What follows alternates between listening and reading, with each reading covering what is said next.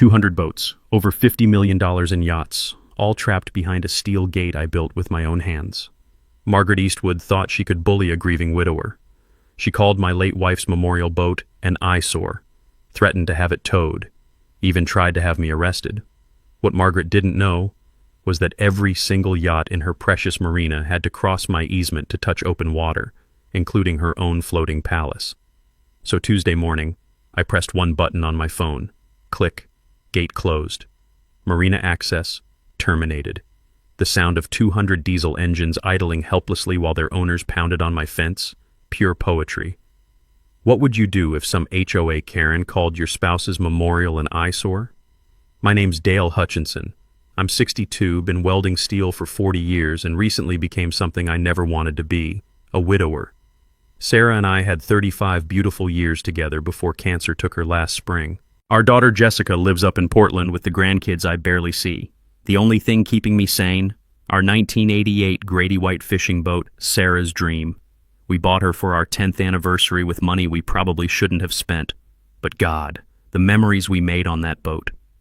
Sarah loved sitting in the captain's chair at sunrise, coffee steaming in the cool morning air, watching the world wake up over Clearwater Marina.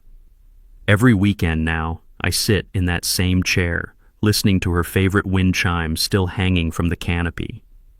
The steering wheel's worn smooth from both our hands over the years. The smell of marine diesel mixing with my morning coffee brings her back, just for a moment. Clearwater Point isn't exactly my crowd. It's one of those fancy waterfront communities where $500,000 condos overlook million-dollar yachts. I inherited my modest two-bedroom from my parents, prime waterfront property that sticks out like a sore thumb among all the glass and chrome. The marina holds 200 slips, and let me tell you, some of these boats cost more than most people's houses. 40-foot cigarette boats, 60-foot Hatteras yachts, custom sailboats with more electronics than the space shuttle. And then there's my little Grady White, sitting quietly in slip 37, minding her own business. That's where Margaret Eastwood comes in, 49 years old, HOA president, wealth management advisor, and the kind of woman who drives a pearl-white Tesla with vanity plates. She lives in an $800,000 penthouse overlooking the marina, wears $300 athleisure outfits to board meetings, and treats anyone who doesn't drive a luxury car like they're invisible. On a Tuesday morning in early May, Margaret decided to pay me a personal visit.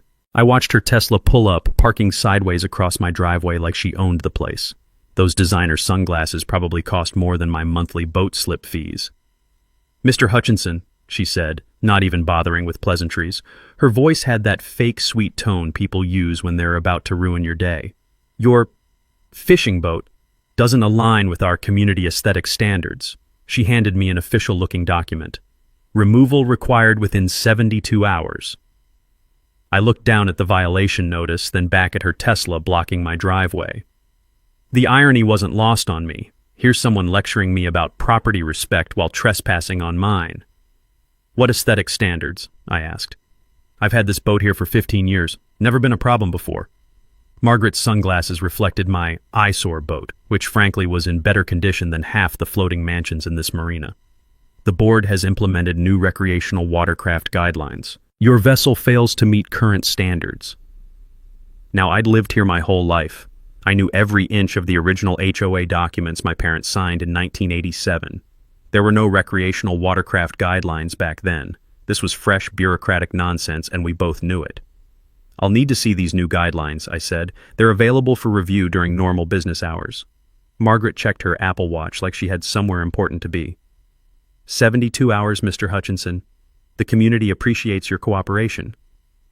As she click-clacked back to her Tesla in her designer heels, I noticed something interesting. My neighbor's 45-foot Bertram yacht hadn't run in 3 years. Engine's been dead since Obama was president. But somehow that floating dock ornament qualified as aesthetically acceptable while my pristine fishing boat didn't. The taste of injustice is metallic, like biting tinfoil. But as I stood there watching Margaret drive away, I had no idea I was about to discover something that would turn her entire power trip upside down. 3 days later, Margaret made good on her threat. A bright yellow violation notice appeared on my boat's windshield. $500 per day until removal. Apparently my memorial to Sarah was now costing me more than my mortgage. But here's where it got interesting. That same morning, I took a walk around the marina with my coffee, really paying attention for the first time in months. Tommy Rodriguez lives 3 slips down in a 40-foot wellcraft that's been leaking oil into the water for 6 months. No violation notice. The Peterson's 28-foot Sea Ray has been sitting on blocks for engine work since Christmas. No violation notice. And then there's the crown jewel, Senator Bradley's 60-foot Hatteras political capital. This floating palace violates every supposed aesthetic standard Margaret could dream up. Rust stains down the hull, torn awnings, and a generator that sounds like a dying whale every time he fires it up. But somehow it qualified for something called a classic vessel exemption. Funny how these exemptions work when you donate 50 grand to the Marina Restoration Fund every year. I've never been one to take injustice lying down. Sarah used to say I was like a dog with a bone when something wasn't fair. So I drove down to the county courthouse that afternoon, breathing in that musty smell of old paper and fluorescent lights buzzing overhead. I need to see the original property deeds for Clearwater Point, I told the clerk. Everything from 1987. Now, here's something most people don't know about property law. Every piece of real estate has a paper trail going back decades, sometimes centuries. Easements, restrictions, mineral rights, access agreements. It's all documented in those dusty filing cabinets. I spent 4 hours going through documents that hadn't seen daylight since the Reagan administration. Property surveys, utility easements, access agreements, the whole 9 yards. And that's when I found something that made my heart skip a beat. The original marina development required water access for all 200 slips. But here's the kicker. The only legal path from the marina to the actual waterway ran through a 50-foot strip of land that belonged to exactly one property owner. My property. My parents had signed something called a permissive easement back in 1987, allowing marina traffic to cross our land to reach the water. But the really beautiful part? This wasn't a permanent easement. It was revocable at the landowner's discretion with 30 days' notice. Translation: every single boat in that marina, all 200 slips worth $50 million in floating assets, depended on my permission to reach the water, and I could revoke that permission anytime I wanted. I sat there in that courthouse chair, staring at documents that were older than my daughter, trying to process what this meant. Margaret Eastwood, HOA president and self-appointed marina dictator, had just picked a fight with the one person who could shut down her entire operation. The next morning I called my buddy Frank, who's been doing property surveys for 30 years. Frank, I need you to walk my property lines and mark exactly where this easement runs. Sure thing, Dale. What's this about? Let's just say I'm having a boundary dispute. Frank showed up that afternoon with his GPS equipment and orange spray paint. We walked every inch of that 50-foot easement strip. And you know what we discovered? That strip of land wasn't just the pathway to the water, it was the only pathway to the water. The marina had been built assuming permanent access through my property. Without that easement, every boat in Clearwater Marina would be as useful as a car without roads. That evening, I sat in Sarah's captain chair watching the sunset paint the water gold. The same wind chimes that used to make her smile were singing in the evening breeze. And for the first time since she passed, I smiled too. Margaret thought she could bully a grieving widower into giving up his wife's memorial boat. What she didn't realize was that she'd just handed me the keys to her kingdom. I pulled out the violation notice and read it again. Removal required within 72 hours. $500 per day after that. Well, Margaret, I thought, two can play the ultimatum game. But mine's going to be a lot more expensive than yours. The sound of expensive boat engines warming up for evening cruises drifted across the water. Cigarette boats, Hatteras yachts, custom fishing vessels worth more money than I'd see in a lifetime. All of them completely dependent on crossing a strip of land that belonged to me. I went inside and pulled out Sarah's old recipe box where she kept all our important documents. Somewhere in there was my property deed. Time to read the fine print. Margaret escalated fast. By Friday morning, I had a certified letter from Weatherby, Prescott and Associates, some fancy law firm downtown. The letterhead alone probably cost more than my weekly grocery budget. Cease and desist all violations of HOA compliance regulations or face legal action seeking $50,000 in damages, attorney fees, and immediate vessel removal. $50,000. My chest tightened reading those words, same way it did the day Sarah got her diagnosis. I'm living on a fixed income, Social Security and a small pension from the welding shop. 50 grand might as well be 50 million. I sat at my kitchen table, staring at that letter while my coffee went cold. The morning sun streamed through Sarah's lace curtains, and I could hear those wind chimes outside, but they weren't comforting anymore. They sounded lonely. Here's what really burned me up. I looked up this law firm online. Weatherby Prescott & Associates specializes in something called community transition consulting. Sounds fancy, right? It's not. They help HOAs force out elderly residents so developers can buy up waterfront property and flip it to wealthy buyers. They'd done it 12 times in the past 3 years. Harass the old-timers with violations and legal threats until they sell cheap and move away. Classic gentrification with a legal twist. But I had something they didn't know about yet. Sarah's life insurance policy had paid out enough to cover a good attorney. She always was thinking ahead, even when she was sick. I called Jackson & Associates, a property law firm that actually represents homeowners instead of bullying them. I need to understand my easement rights, I told them. That Tuesday, I met with Carol Jackson herself, 40-something, no-nonsense lawyer who drove a 10-year-old Honda and wore off-the-rack suits. My kind of people. "Tell me about this easement," she said, spreading my property documents across her desk.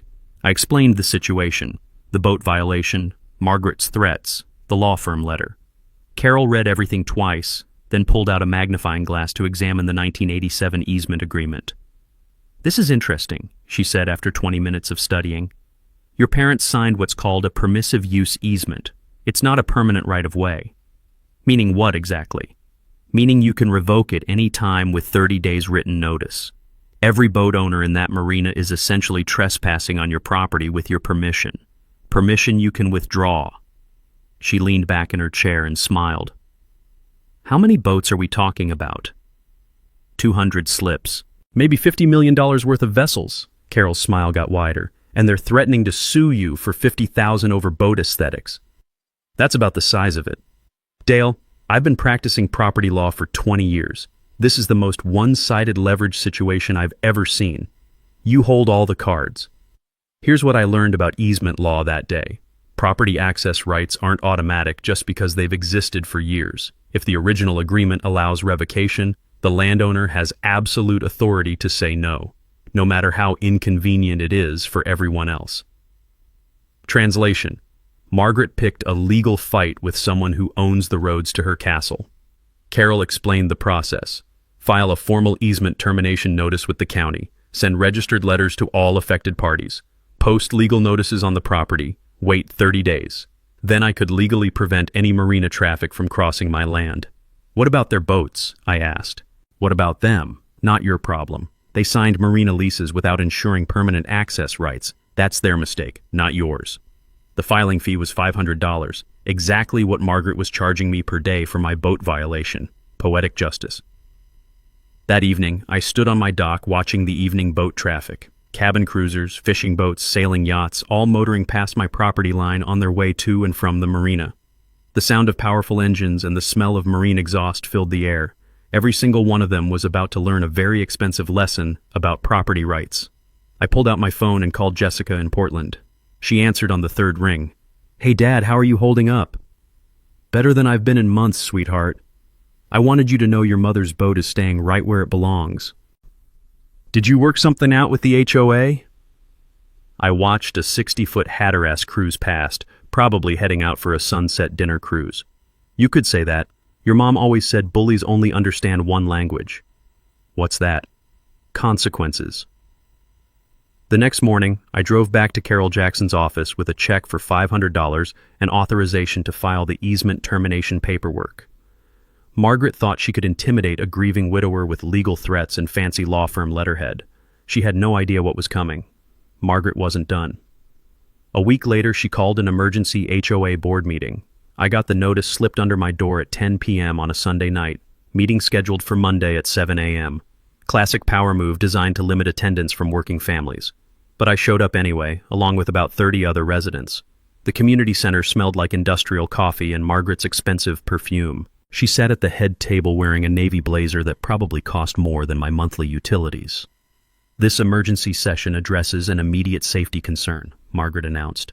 "We have an unsafe vessel creating liability issues for the entire community." Unsafe vessel. That's what she was calling Sarah's dream now. The motion was simple. condemn Dale Hutchinson's boat as a safety hazard and authorize immediate removal using community funds. $5,000 for professional towing and storage fees, to be recovered through liens against my property. In other words, they'd steal my boat and make me pay for the privilege. The vote wasn't even close. 15 wealthy yacht owners versus 3 working-class boat owners and a handful of residents who didn't care either way. Margaret had stacked the deck perfectly. But here's what she didn't know. I'd spent the past week doing homework, not just on easement law but on marina finances. Turns out the Clearwater Marina Association had some very interesting revenue streams. Every new resident paid a $15,000 marina access fee when they bought their condo. Non-negotiable. Part of the purchase agreement. Margaret had been collecting these fees for 8 years. That's over $2 million in access fees for something my family provided for free. Free because my parents never charged for the easement. They were good neighbors back when that meant something. I started documenting everything. Every boat that crossed my property line, every time someone used the easement for marina access, every violation of my property rights that Margaret was profiting from. Saturday morning, I set up a folding chair at the edge of my property with a clipboard and stopwatch. The crunch of gravel under boat trailer tires, the squeal of hydraulic lifts, the constant parade of traffic crossing my land without permission. In 6 hours, I counted 87 boats using my easement. Cabin cruisers heading out for fishing trips, sailing yachts departing for weekend races, jet skiers towing their toys to the launch ramp. Every single one technically trespassing on private property. My neighbor Tom stopped by around noon. He's the marina maintenance guy, works 6 days a week keeping these millionaires' toys floating and functional. What's with the clipboard, Dale? Just keeping track of who's using my driveway. Tom laughed, but then he saw I was serious. Margaret's really got you wound up, huh? Tom, can I ask you something?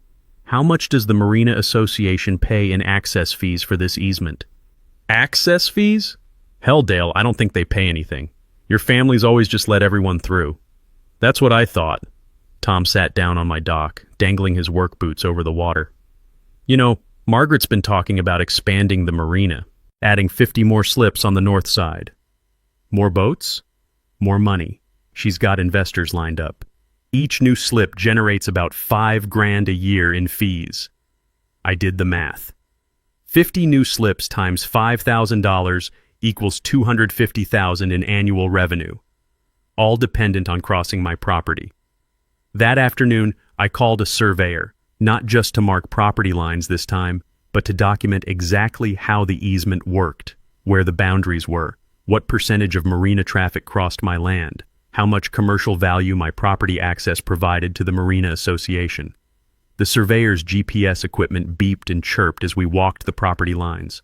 Orange flags marked every corner, every boundary, every foot of the easement strip. This is unusual, he said, studying his readings. The marina has no other water access. Everything goes through this 50-foot corridor. Everything? Boats, trailers, service vehicles, emergency access, utility maintenance. It's a total bottleneck. Translation: I didn't just own part of the marina's access. I owned all of the marina's access. That evening, I sat in Sarah's captain chair watching Margaret's Tesla pull into her parking spot. She walked across my easement every day going to and from the marina office. Even her daily routine depended on my property. The wind chimes sang in the evening breeze, same melody Sarah loved. But tonight they sounded different. Not lonely anymore. Determined. I pulled out my phone and called Carol Jackson. It's Dale. I want to file that easement termination. Are you sure? This is going to affect a lot of people. I watched another expensive yacht motor past my property, heading out for a sunset cruise. Margaret called my wife's boat unsafe and voted to have it stolen. I'd say she affected me first. Okay, Dale, 30 days notice starting tomorrow. I'll have the paperwork ready by morning. The next phase was about to begin. Thursday morning, I walked into the county clerk's office carrying Carol Jackson's paperwork, the same fluorescent lit room where I'd discovered the easement in the first place. But this time, I wasn't researching. I was taking action. I need to file a formal easement termination, I told the clerk. She looked over the documents, stamped them with that satisfying bureaucratic thunk, and handed me the receipt. 30-day notice period starts today. You'll need to post copies on the affected property and send registered letters to all impacted parties. All impacted parties meant every single boat owner in Clearwater Marina. 200 certified letters at $4 each. $800 to inform an entire community that their marina access was about to disappear. Money well spent. But the real revelation came that afternoon when I met with Carol to review the Marina Association's financial records, public documents, available to any community member who bothered to ask. "Look at this," Carol said, spreading spreadsheets across her desk. Marina access fees collected over 8 years, $2.3 million. For what? For the right to cross your property. Property your family has provided access to for free since 1987. I stared at those numbers. $2.3 million. Margaret had been charging residents for something that belonged to me. "There's more," Carol continued. "The Marina expansion project. They've got investors committed to financing 50 additional slips based on guaranteed access rights. Access rights they don't actually have." Exactly. The investment prospectus lists permanent marina access easement as a key asset. But your easement is revocable, has been from day one. The financial impact was staggering. Without guaranteed access, the marina expansion would collapse. Existing slips would lose significant value. Property values throughout Clearwater Point would crash. All because Margaret decided to pick on a widower's memorial boat. "How much are we talking about?" I asked. "Conservative estimate? If marina access disappears, property values drop 20 to 30%. That's about $20 million in lost equity for the community. $20 million versus my $50,000 lawsuit threat. Margaret had brought a knife to a nuclear war.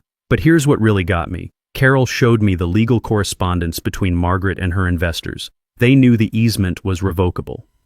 They'd done title research. They understood the risk. Margaret had been gambling with the entire community's property values, betting that a grieving widower wouldn't fight back.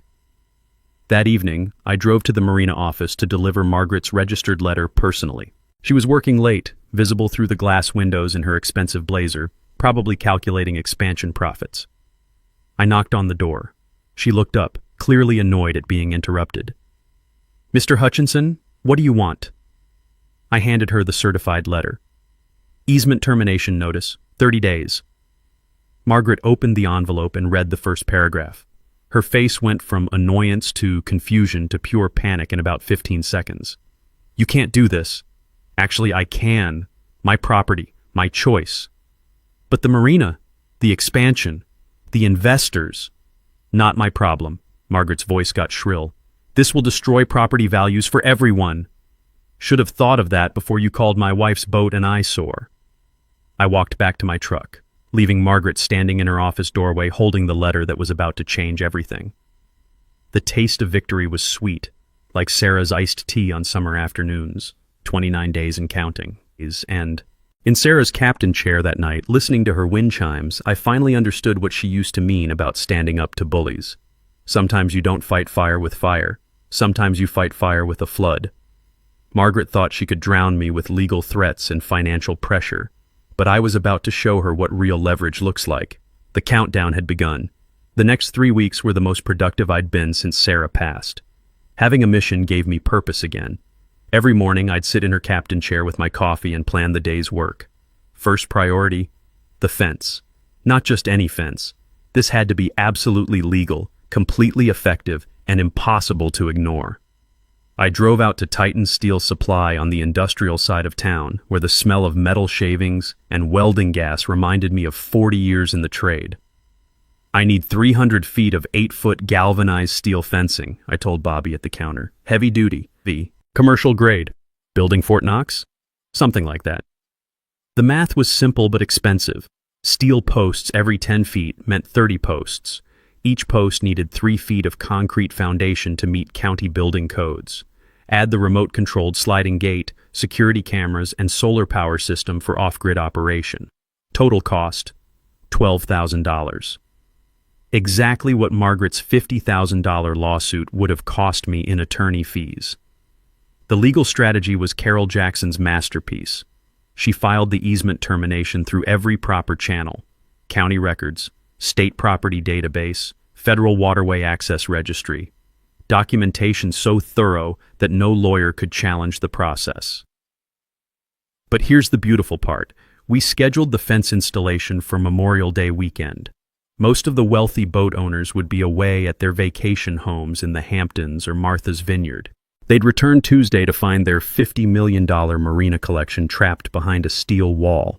The timeline was military precise. Saturday, dig post holes and pour concrete. Sunday, install posts and panels. Monday, electrical work for the gate system. Tuesday morning, activate the gate and watch the chaos unfold. I recruited help from people Margaret had been treating like servants for years. Tommy Rodriguez, whose leaking boat never got a violation notice because he fixes everyone's engines for cheap. Bill Santos, who runs the Marina fuel dock and knows every boat owner's financial situation. Pete Morrison, retired electrician who'd volunteered to maintain the community dock lighting until Margaret cut his budget. Working-class guys who understood what it meant to be pushed around by someone with money and lawyers. "You really gonna lock out the whole marina?" Tommy asked Saturday morning as we mixed concrete for the fence posts. 30 days notice, just like the law requires. Same as they gave me for my boat. Tommy smiled as he poured concrete around a steel post. Man, Margaret's gonna lose her mind. The technical details mattered. Each post had to be exactly aligned, perfectly plumb, and set in concrete according to county specifications. The gate system required buried electrical cables, solar panels for power, and remote control capability. I'd learned a few things about electronic gate systems over the years. The key is redundancy. Primary power from solar panels, battery backup for cloudy days, manual override for emergencies, and most importantly, remote operation from inside my house. Pete Morrison handled the electrical work like a surgeon. "This gate's going to be bulletproof," he said, connecting the final control wires. "Tamper-proof locks, motion sensors, security cameras. Nobody's getting through without your permission." The financial calculations kept me motivated. Carol had shown me exactly how much the marina generated in revenue per month. Slip fees, fuel sales, maintenance contracts, access fees, about $80,000 monthly, all dependent on crossing my 50-foot strip of land. My leverage calculation was simple.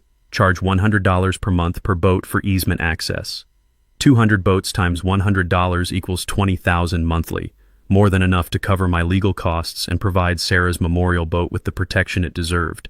But the real plan wasn't about money. It was about respect. Sunday evening, with the fence nearly complete, I got a call from Jessica in Portland. "Dad, are you sure about this? It sounds pretty extreme." "Your mother always said bullies don't understand anything but strength." "But all those boat owners..." "Jessica, they sat in that room and voted to steal your mom's boat. They could have stood up to Margaret, but they chose the easy path. Sometimes consequences are the only teacher that works." Monday night, I did the final system test. Solar panels charged, batteries full, gate mechanism smooth and quiet, security cameras recording in high definition, remote control app working perfectly on my phone. Tom Martinez stopped by around sunset. "This is really happening?" 8 a.m. tomorrow. Gate closes, marina's closed for business." Tom grinned. "Wish I could see Margaret's face." "Oh, you will. I installed cameras for that exact reason." That night, I sat in Sarah's captain chair one last time before everything changed. The marina was busy with Memorial Day traffic. Boats coming and going, owners preparing for the summer season. The sound of expensive engines and the smell of marine fuel filled the evening air. Tomorrow, it would be silent. I raised my coffee mug toward her wind chimes. "This one's for you, sweetheart." 24 hours until Margaret learned what real consequences look like. Margaret found out about the fence on Monday afternoon. I was putting the finishing touches on the gate electronics when her Tesla came screeching into my driveway, gravel spraying everywhere. She jumped out wearing what looked like a tennis outfit that cost more than my monthly Social Security check. The look on her face was priceless. Pure panic mixed with that entitled rage rich people get when the universe doesn't cooperate. "What the hell is this?" she demanded, gesturing at 300 feet of steel fencing. "Property improvement, perfectly legal according to county building codes. You can't block marina access." "Actually, I can. It's my property." Margaret's voice climbed an octave. "This is blackmail." "No, ma'am, this is capitalism. Supply, demand, and property rights."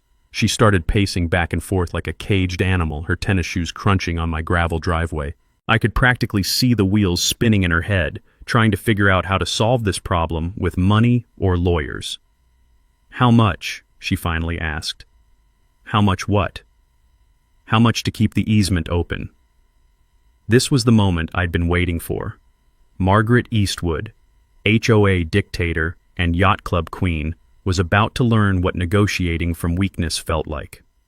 $25,000 community compensation for the aesthetic damage your marina has caused to my property, I said, plus guaranteed boat slip rights for Sarah's dream at the premium location.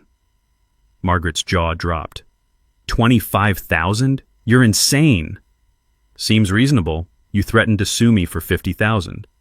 That was different. Different how? You decided my boat was worth $50,000 in damages.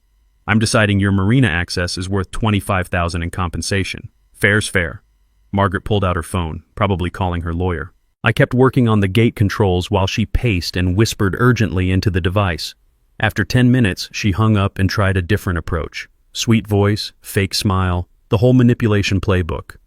"Dale, let's be reasonable here. The marina provides recreation for hundreds of families. Surely we can work something out." We already worked something out. 30 days notice, properly filed, completely legal. But think about the community impact. I did think about it. Right about the time you called my wife's memorial boat unsafe and voted to have it stolen. Margaret's fake smile cracked. This is about more than one boat. You're right. It's about respect, something you never learned. That evening, the phone calls started. First the Marina Association president, then 3 different yacht club members, then a guy who claimed to represent concerned community stakeholders.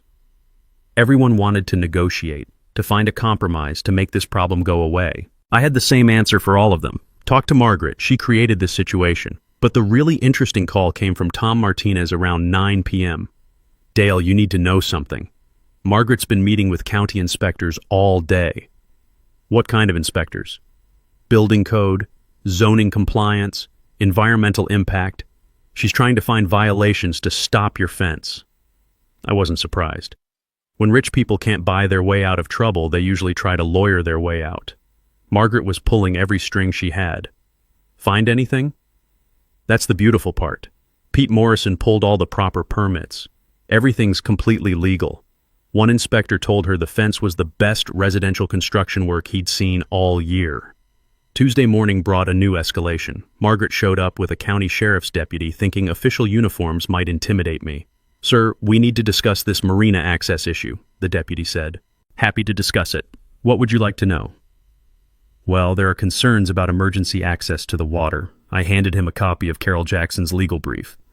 "Emergency services have multiple access points through public boat ramps. This easement was never designated for emergency use." The deputy read the documents, looked at the fence, and shrugged. "Seems like a civil matter to me, ma'am. Property owner has the right to fence his land." Margaret's face went red. "But the marina!" "Ma'am, that's between you and him." After they left, I got a call from Carol Jackson. "Margaret's law firm filed for an emergency restraining order, wants a judge to force you to keep the easement open during litigation." Can they do that? They can try, but emergency orders require proof of immediate irreparable harm. Rich people having inconvenient boat access doesn't qualify. When's the hearing? Thursday morning. But Dale, they're bringing serious lawyers. This could get expensive. How expensive? Maybe $10,000 in legal fees if it drags out. I looked out at my fence, solid steel gleaming in the afternoon sun. "Carol, I've got $12,000 invested in this fence. Another 10 in legal fees is fine. Margaret started a war she can't afford to lose." The battle lines were drawn. 24 hours until the gate closed and the real fight began. Wednesday night, Margaret made her final desperate move, and she made it at 2 a.m., thinking darkness would hide her crime. But I hadn't slept well since Sarah passed, and the motion sensors on my security system were more reliable than Swiss clockwork. My phone buzzed with alerts just after 2:15 a.m. I looked at the security camera feed and couldn't believe what I was seeing. Margaret's Tesla was parked at the edge of my property. She was directing 3 men with sledgehammers toward my fence posts, pointing and gesturing like a general commanding troops. Criminal trespass, property destruction, conspiracy to commit vandalism, all captured in high-definition video with perfect audio. I called 911 from my bedroom window, watching Margaret's crew attack my fence like they were storming a castle. The sound of steel on steel rang through the quiet night. 911, what's your emergency? Property destruction in progress. 3 men with sledgehammers attacking my fence. I have them on security video. We'll dispatch units immediately. It took the sheriff's department 12 minutes to arrive. 12 minutes of Margaret thinking she could solve her problem with hired muscle and middle-of-the-night crime. But here's what Margaret didn't know about steel fence construction. Pete Morrison had anchored those posts in 3 feet of reinforced concrete. Her sledgehammer crew managed to scratch the paint and dent one panel. The fence held like a fortress. When the deputies arrived with flashing lights and sirens, Margaret tried to play innocent. Officers, we were just inspecting potential safety hazards with this illegal fence. Ma'am, safety inspections don't happen at 2 a.m. with sledgehammers. The lead deputy, Sergeant Rodriguez, looked at my security footage on his tablet. Crystal clear video of Margaret pointing at fence posts while her crew attacked them with tools. Ma'am, you're under arrest for criminal mischief, trespassing, and conspiracy to commit property destruction. Watching Margaret get handcuffed in her designer athleisure wear was better than Christmas morning. Her fake nails clicking against the steel handcuffs. Her perfectly styled hair getting messed up as she struggled. This is harassment. I'm calling my lawyer. You can call from the station, ma'am. Thursday's emergency court hearing was a disaster for Margaret's legal team. Turns out judges don't appreciate property owners who try to solve legal disputes with midnight sledgehammer attacks. Your Honor, Margaret's lawyer argued, the easement closure will cause irreparable harm to Marina access. Judge Harrison, a no-nonsense woman in her 60s, wasn't impressed. Counselor, your client was arrested last night for attempting to destroy the fence with hired vandals. Are you seriously asking this court to reward criminal behavior? That was a misunderstanding, Your Honor. A misunderstanding caught on security video. Judge Harrison held up still frames from my cameras. Mr. Hutchinson, has your client offered any compensation for this attempted property destruction? Carol Jackson stood up. No, Your Honor. In fact, the defendant has refused to pay for fence repairs and has threatened additional legal action. Motion denied. Mr. Hutchinson has absolute right to control access to his property. If the Marina Association wants easement access, they can negotiate compensation like any other business arrangement. Margaret's insurance company dropped her that afternoon. Turns out, intentional property destruction voids liability coverage. Her criminal charges meant personal financial responsibility for any damages or lawsuits. The phone calls that evening were desperate. Marina Association board members, yacht club officers, even the mayor's office. Everyone suddenly wanted to negotiate. But I had one answer. The gate closes tomorrow morning as scheduled. Anyone wanting access after that can submit written proposals through my attorney. Tom Martinez stopped by around sunset with inside information from the Marina office. Margaret's in full panic mode, he said. She's been calling investors all day, trying to explain why the expansion project is collapsing. What are they saying? They want their deposits back. $2 million in development funding gone. The Marina Association doesn't have that kind of cash. Bankruptcy? Unless they can get easement access restored fast. And word's getting out about Margaret's arrest. The yacht club's talking about removing her from all leadership positions. That night, I did final checks on the fence and gate system. Solar panels charged, batteries full, cameras recording, remote control tested and ready. Everything perfect. I sat in Sarah's captain chair one last time before the Marina went silent. The evening boat traffic was lighter than usual. Word had spread about tomorrow's deadline. Smart owners were getting their boats out before the gate closed. The wind chimes sang their gentle song, same melody that brought Sarah peace during her final months. Tomorrow would bring chaos, confrontation, and consequences. But tonight, everything was calm. I raised my coffee mug toward the Marina lights reflecting on the water. Sarah, justice is coming, just like you always said it would. 8 hours until Margaret's world changed forever. Tuesday morning, May 30th, 8 a.m. sharp. I sat in my kitchen with coffee and Sarah's old recipe box, watching the security cameras on my tablet. 57 boat owners were returning from Memorial Day weekend, expecting normal marina access. Instead, they found 300 feet of 8-foot steel fence with a locked gate and a large sign. Private property, easement terminated, no marina access.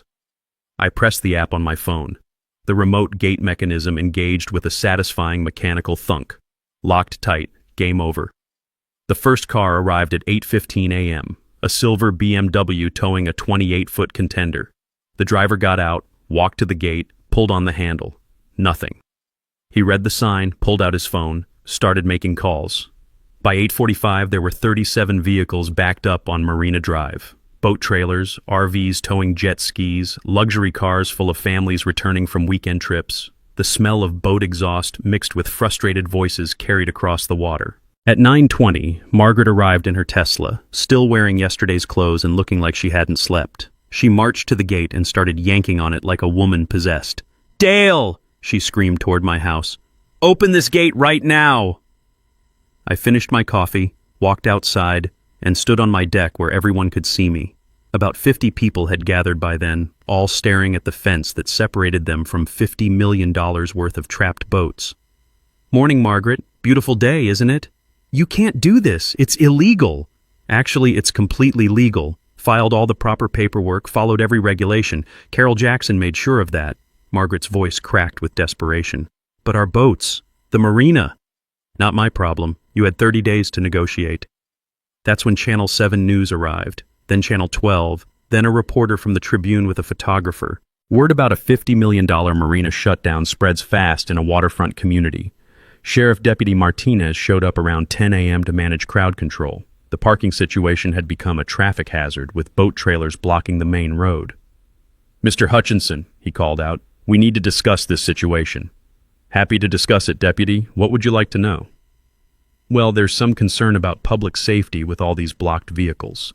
I handed him a copy of my easement termination documents and Carol Jackson's legal opinion. "Everything's filed properly, Deputy. These folks just need to find alternative marina access." Margaret pushed through the crowd, desperation making her voice shrill. "There is no alternative access. This is the only way to reach the marina. Should have thought of that before you threatened to steal my boat." The crowd was getting ugly. 50 boat owners who'd just discovered their expensive toys were trapped behind steel barriers, vacation plans ruined, fishing trips canceled, racing competitions missed. "How much?" shouted a man in a Rolex and polo shirt. "How much to open the damn gate?" "No amount," I replied. "The easement is terminated. Anyone wanting access can submit written proposals through my attorney." That's when Margaret snapped completely. She grabbed the fence with both hands and started shaking it, screaming about lawsuits and property rights and community destruction. "You're destroying everyone's property values," she yelled. "Funny. That's exactly what you threatened to do to me."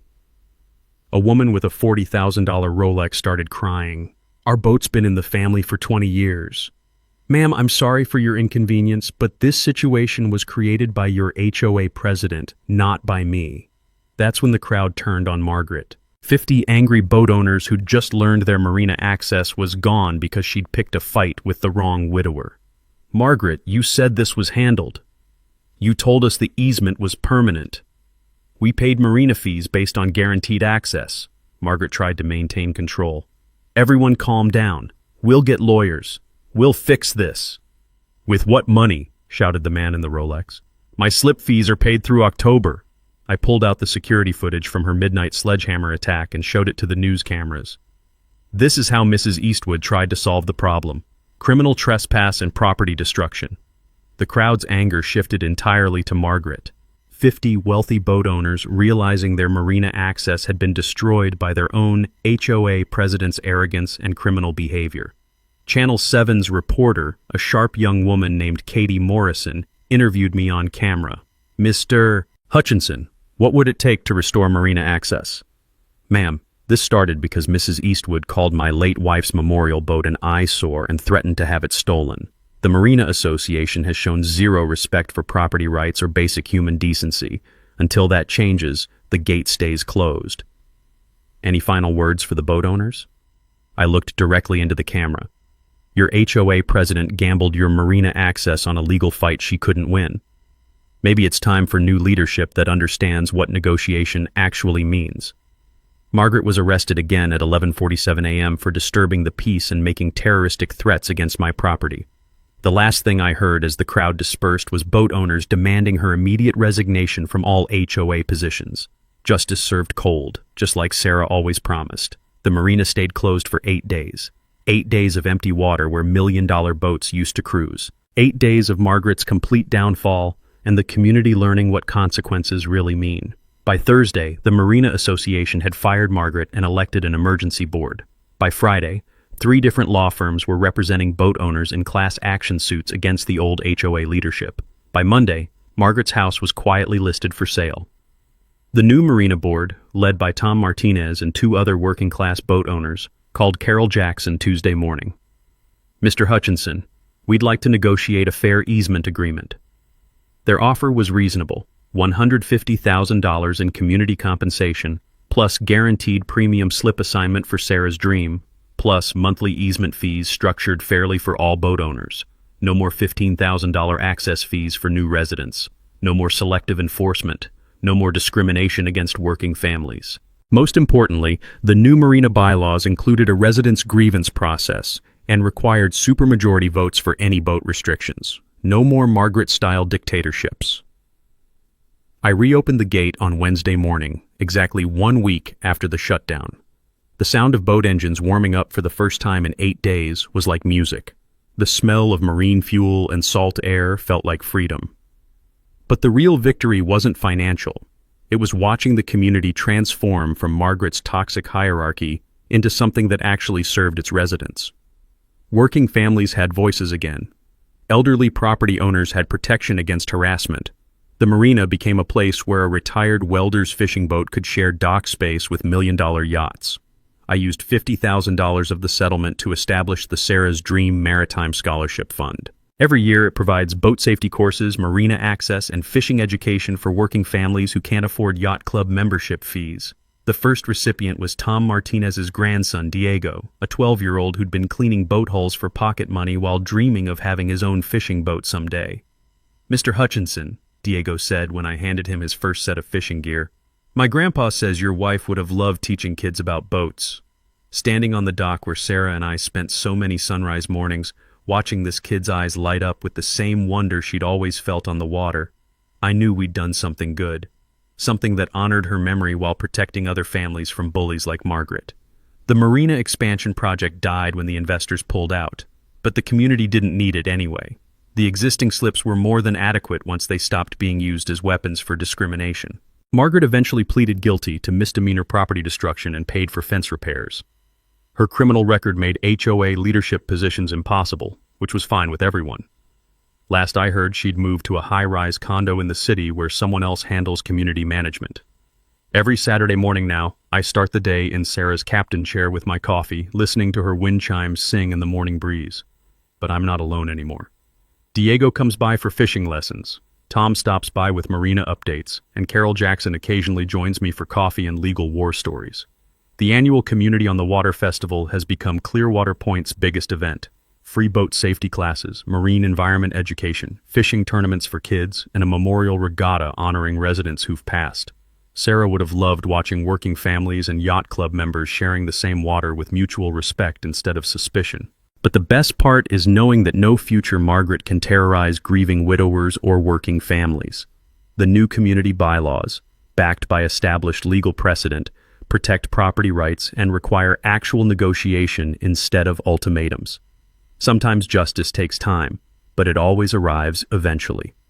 Speaking of justice, next week I'm sharing another story about consequences for entitled behavior. A woman tried to steal my parking spot for 6 months, using her BMW to block my car whenever she felt like it. So I bought the entire parking lot and banned her car permanently. Hit subscribe if you want to hear how that turned out. And please, share your worst HOA nightmare stories in the comments. I read every single one, and your experiences help other people understand they're not alone in fighting community bullies. Sarah always said bullies only understand one language: consequences. Thanks to all of you supporting this channel, we're teaching that language one story at a time. Until next time, remember, know your rights, document everything, and never let someone else's money intimidate you into accepting injustice. Thanks for hanging out with us on HOA Stories, where the HOA Karens meet their match. If this story had you cheering or cringing, go ahead and like the video, drop a comment with your reaction, and hit subscribe so you're ready for the next wild HOA tale.